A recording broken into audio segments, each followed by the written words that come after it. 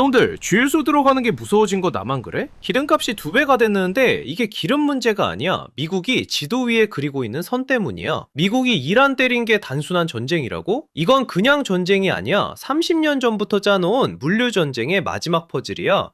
이걸 모르면 유가만 쳐다보다가 진짜 돈이 흘러가는 길을 놓쳐. 오늘 내가 3가지를 정리해줄게. 미국이 30년 동안 짜놓은 길이 뭔지, 그 길 때문에 진짜 피를 흘리는 나라가 어딘지, 그리고 이 판에서 형들 돈을 어디에 넣어야 하는지 지금부터 풀어줄게. 끝까지 따라와봐. 미국이 지도 위에서 바둑을 두고 있어. 이 판을 제대로 읽으려면 2011년까지 거슬러 올라가야 해.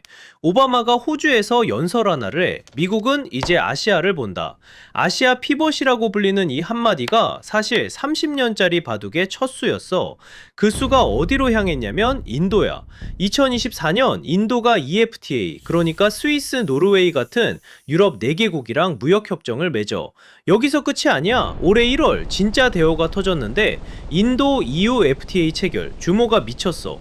인도 14억에 EU 4.5억 합쳐서 20억 인구가 무관세로 연결돼. 세계 GDP의 25%를 차지하는 시장이 하나로 열리는 거야. 연간 절감되는 관세만 40억 유로, 매달 300만원 번다고 쳐. 그 돈을 한 푼도 안 쓰고 16만 년을 모아야 되는 금액이야. 이게 소프트웨어야. 무역 규칙은 깔았어. 근데 문제가 하나 있었어. 물건을 보낼 길이 없어. 원래 유럽이랑 아시아 사이 물류의 생명줄이 수에즈 운하잖아. 그런데 후티 반군이 홍해를 걸어 잠그면서 수에즈 컨테이너 통과량이 90% 증발해버렸어. 이집트가 입은 손실만 70억 달러. 소프트웨어는 완성했는데 하드웨어가 없는 셈이야. 규칙만 있고 도로가 없으면 뭐해. 그래서 미국이 2번째 수를 놨어. 2023년 9월 G20 뉴델리 정상회의장. 바이든이랑 모디가 나란히 서서 아이맥을 꺼내들어. 인도에서 출발해서 UAE, 사우디, 요르단, 이스라엘을 거쳐 유럽까지 철도, 항구, 에너지 파이프라인, 광섬유 케이블을 한 번에 잇는 물류 고속도로야. 미국, 인도, 사우디, UAE, EU에 프랑스, 독일, 이탈리아까지 8개국이 서명했어. 건설비? 철도 부문만 200억 달러, 사우디 구간 303km 철도에 15억 달러 계약이 이미 체결됐고 2025년 4월 공사가 시작됐어. 이건 계획이 아니라 이미 땅을 파고 있는 거야. 자, 이 그림을 투자 관점에서 보면 인도 제조업 FDI가 전년 대비 34% 급증하고 있어. 애플이 인도에서 아이폰을 만들고 삼성이 공장을 확장하고 있지. 돈의 냄새를 맡은 기업들이 이미 이 길을 따라 움직이기 시작한 거야. 근데 형들, 이 거대한 길을 완성하려면 딱 하나만 치우면 돼. 근데 이 멋진 길 앞에 걸림돌이 하나 있었어. 아이맥의 정중앙에 뭐가 버티고 있었냐면 호르무즈 해협이야. 세계가 숨쉬는 산소 통로 같은 곳이거든. 하루에 2천만 배럴이 이 좁디 좁은 물길 하나를 지나가. 세계 원유 무역의 34%, LNG의 20%가 여기를 통과하고 그 LNG의 83%는 고스란히 아시아로 향해. 차에 들어가는 기름, 겨울에 트는 보일러 가스, 공장 돌리는 에너지, 전부 이 해협 하나에 목숨을 걸고 있었던 거야. 이 통로가 막히면 아시아 경제가 심장마비를 일으키는 구조인 거지. 근데 이 산소 통로를 40년 넘게 쥐고 있었던 나라가 있어. 이란이야. 이란 입장에서 호르무즈는 최고의 카드였거든. 건드리면 해협 받아버린다. 이 한마디로 미국을 견제해온 거지. 실제로 2026년 3월에 봉쇄를 선언했을 때 세계 석유 공급 20%가 한순간에 막혀버렸어. 바둑에서 가장 무서운 수가 뭔지 알아? 상대방 돌에 연결을 끊는 거거든. 미국이 아무리 멋진 물류 고속도로를 설계해놔도 이란이 호르무즈를 틀어지고 있는 한 그 길은 언제든 끊길 수 있었어. 아무리 좋은 도로를 깔아도 중간에 다리 하나를 남이 쥐고 있으면 의미가 없잖아. 미국 입장에서 이란은 반드시 치워야 할 그 다리였어. 그래서 2026년 2월 28일 에픽 작전이 시작돼. 미국이 900회 공습을 퍼붓고 이스라엘이 전투기 200대를 띄워서 500개 표적을 동시에 때려. 12시간이야. 1분에 한 발 이상이 쉬지 않고 이란 하늘에서 터진 거야. 테헤란 시내 아파트에서 창밖을 보던 누군가는 폭발음이 멈추길 기다리면서 가족을 끌어안고 바닥에 엎드려 있었을 거야. 그 12시간이 아마 인생에서 가장 긴 밤이었을 거고, 그리고 날이 밝았을 때 최고 지도자 하메네이는 제거되어 있었어. 한 국가의 운명이 반나절 만에 바뀌었어. 근데 여기서 진짜 등골이 서늘한 건 타임라인이야. 한번 따라가봐. 2023년 9월 G20에서 아이맥이 공식 발표돼. 그로부터 딱 한 달 뒤인 10월 7일 하마스가 이스라엘을 공격해. 그 뒤로 이란이 뒤에서 지원하는 후티가 홍해를 막아버리면서 수에즈호나 컨테이너 통과량이 90% 급감하지. 수에즈가 막히니까 아이맥의 필요성이 하늘을 찌르게 된 거고, 그리고 2026년 2월 미국이 이란을 쳐. 아이맥 발표, 하마스 공격, 후티 봉쇄, 이란 전쟁. 이 순서가 진짜 우연이야? 우연치곤 너무 완벽해. 더 기가 막힌 건 이 판 위에서 역사적 원수가 손을 잡으려 하고 있다는 거야. 사우디아라비아와 이스라엘. 수십 년간 외교 관계조차 없던 나라들이고, 2025년 여론조사에서 사우디 국민 99%가 이스라엘 수교를 반대했어. 근데 두 나라 다 아이맥의 핵심 환승 거점에 서 있거든. 인도에서 출발한 물건이 사우디를 거쳐 이스라엘로, 이스라엘에서 유럽으로 넘어가는 구조야. 이념보다, 종교보다, 역사보다 강한 게 결국 하나 있었어. 돈이야. 수천억 달러가 지나가는 길 위에 두 나라가 나란히 놓여 있으니까 호르무즈가 정상화되면 그동안 리스크 프리미엄으로 뻥튀기 된 에너지 주판이 완전히 뒤집혀. 이 흐름은 기억해둬. 근데 형들, 진짜 맞은 건 이란이 아니야. 이 뒤에서 피를 흘리는 놈이 따로 있어. 이란이 빠졌어. 호르무즈가 뚫렸어. 미국이 길을 완성했어. 중국이야. 중국이 2013년부터 깔아온 길이 있어. 1대1로 아시아에서 유럽까지 도로, 항구, 철도를 자기 돈으로 까는 프로젝트야. 숫자로 보면 누적 1조 3천억 달러, 건설에 7,750억, 투자에 5,330억. 이게 어느 정도냐면 매일 100만 원씩 써줘도 500만 년이 걸리는 돈이야.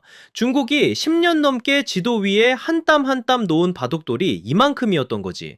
타이밍을 한번 봐. 2025년 중국은 1대1로에 2,135억 달러를 쏟아부어 전년 대비 75% 증가, 역대 최대야.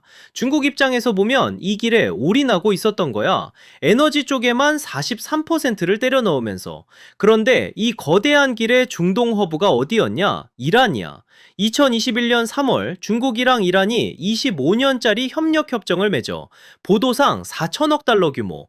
이란을 중동 거점으로 삼아서 1대1로를 페르시아만까지 관통시키겠다는 설계였지. 바둑으로 치면 중동 전체를 잇는 핵심 연결점을 확보한 셈이야. 그런데 반전이 하나 있어. 이 4천억 달러짜리 협정, 실제로 집행된 돈이 거의 없어. 제재 때문에 직접 투자를 기피한 거야. 원유를 물물 교환하고 위안화로 돌리면서 겨우 줄을 이어왔을 뿐이지, 중국의 가장 중요한 파트너라는 이란과 러시아에 대한 1대1로 투자가 거의 제로라는 거. 이건 중국 스스로도 이 연결이 얼마나 취약한지 알고 있었다는 뜻이야. 그리고 2026년 2월 미국이 그 연결점을 끊어버렸어. 이란 정권이 무너지면서 1대1로의 중동 허브가 통째로 사라진 거야. 중국이 10년 동안 바둑판에 놓은 돌을 돌아보니까 미국은 처음부터 이 수를 노리고 있었어. 1조 3천억 달러어치의 돌이 한 수의 사석이 돼버린 거지. 근데 이게 끝이 아니야. 아이맥 경로를 한번 봐. 아까 그 길, 인도에서 중동 거쳐 유럽까지. 이거 1대1로가 노린 길이랑 겹쳐. 미국이 중국의 길을 부수고 같은 자리에 자기 길을 깔고 있는 거야. 피 한 방울 안 묻히고 중국 경제의 명치를 때린 셈이지. 중국이 역대 최대 투자를 쏟아부은 바로 그 해에 미국은 그 길에 심장을 꺼버렸어. 고래 싸움에서 진짜 맞은 건 이란이 아니라 중국이야. 포트폴리오에 중국 의존도 높은 종목이 있다면 지금이 리스크를 다시 점검할 타이밍이야. 자, 그러면 이 판에서 한국은, 형들 돈은 월요일 아침 출근길 한번 떠올려봐. 주유소 앞을 지나가는데 가격판 숫자가 또 올랐어. 한 달 전만 해도 리터당 1,600원이었는데 어느새 2,000원에 육박하고 있지. 기름값 왜 이래? 투덜거리면서 지나가잖아. 근데 그게 투덜거릴 일이 아니야. 한국 원유 수입의 70%가 중동산이야. 호르무즈 해협이 막힌 지금 그 70%가 통째로 흔들리고 있는 거거든. 숫자로 보면 등골이 서늘해. 브렌트유가 배럴당 65달러에 128달러에서 128달러까지 치솟았어. 97% 상승, 거의 2배야. 차에 기름 넣을 때 8만 원이면 됐는데 이제 10만 원 가까이 드는 거야. IEA 사무총장이 뭐라고 했냐면 역사상 최대 글로벌 에너지 안보 위기, 역사상 최대래. 이런 말이 나온 적이 없었어. 그리고 호르무즈를 지나는 LNG의 83%가 아시아행인데 그 아시아가 한국이고 일본이고 중국이야. 난방비, 전기료, 공장 가동비 전부 이 해협 하나에 매달려 있었던 거지. 근데 여기서 진짜 문제가 뭐냐면 아까 그 아이맥 지도를 떠올려봐. 이 지도에 한국이 있어? 없어. 동아시아가 통째로 빠져 있어. 고래들이 세기를 내고 떠나버리면 새우는 옛날 길 위에 혼자 남는 거야.